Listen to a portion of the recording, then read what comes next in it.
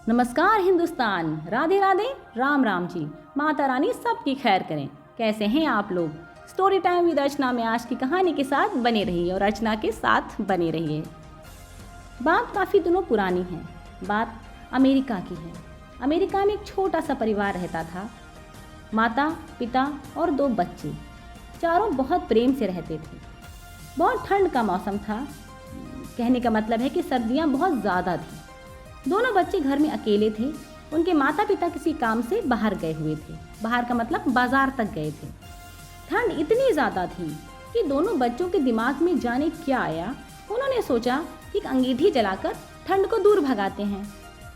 उन दोनों ने दिमाग लगाया और अंगीठी जला दी, लेकिन बच्चे बहुत ज़्यादा छोटे थे।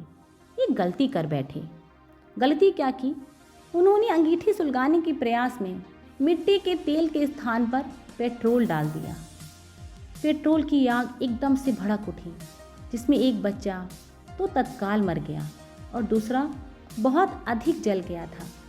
उसे तुरंत अस्पताल पहुंचाया गया। लंबे समय तक अस्पताल में रहा और ठीक भी हो गया। लेकिन अब वो बात नहीं रही जो पहले थी।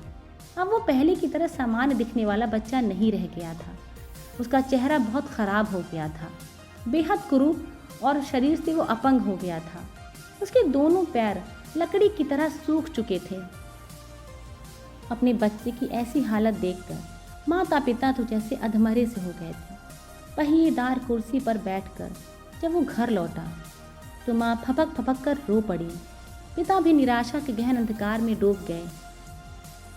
किसी को आशा न थी कि वह फिर से कभी चल सकेगा, किंतु बच्चे ने हिम्मत नहीं छोड़ी। वह अपने वर्तमान से अधिक बेहतर स्थिति पाने के लिए निरंतर प्रयास करता रहा। खिन्न होने की जगह उसने प्रतिकूलताओं को चुनौती के रूप में लिया और उसे अनुकूलता में बदलने के लिए पूरा प्रयास किया। उसने अपनी बुद्धि, पौरुष और कौशल को दांव पर लगा दिया, सिर्फ अपने आप को आगे बढ़ाने के लिए। उसने बैसाखी के सहारे न केवल चलने में बल्कि दौड़ने में भी सफलता पाई और अनेकों पुरस्कार जीते। अपने पुराने दुख, अपनी तकलीफ़ें, अपने चेहरे, इन सब को भूल के उसने बस आगे बढ़ना चाहा और निरंतर प्रयास करता रहा। और उसने बहुत ज़्यादा पढ़ाई भी की। अपनी पढ़ाई को जारी रखते हुए उसने एमए किया और पीएचडी की और विश्वविद्यालय के निदेशक जैसे बहुत महत्वपूर्ण और बड़े पद पर आसीन हुआ। साहस की अद्भुत बानगी पेश करते हुए द्वितीय विश्व युद्ध के मोर्चे पर भी गया। उसके जीवन का एक ही उद्देश्य था। जीवन में 2 चीज़ें होना बहुत ज़रूरी है, एक सकारात्मकता और दूसरा परिश्रम, तीसरा अपना लक्ष्य। इन दोनों के सहारे ज़िंदगी को जीता जा सकता है। जब वह निदेशक पद से निवृत्त हुआ, यानी कि रिटायर हुआ, तो अपनी सारी जमा पूंजी से उसने अपंग को स्वावलंबन देने वाली एक संस्था खोली, जिसमें हजारों अपंग बच्चों को रहने, पढ़ने, कमाने की सुव्यवस्थित ढंग से व्यवस्था की गई थी।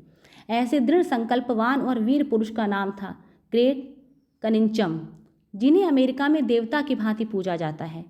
तो ये कहानी आप सबको कैसी लगी? प्लीज़ प्लीज़ प्लीज़ मुझे कमेंट ज़रूर कीजिए। स्वस्थ रहिए, मस्त रहिए, खुश रहिए और अर्चना को याद करते रहिए। Have a nice time.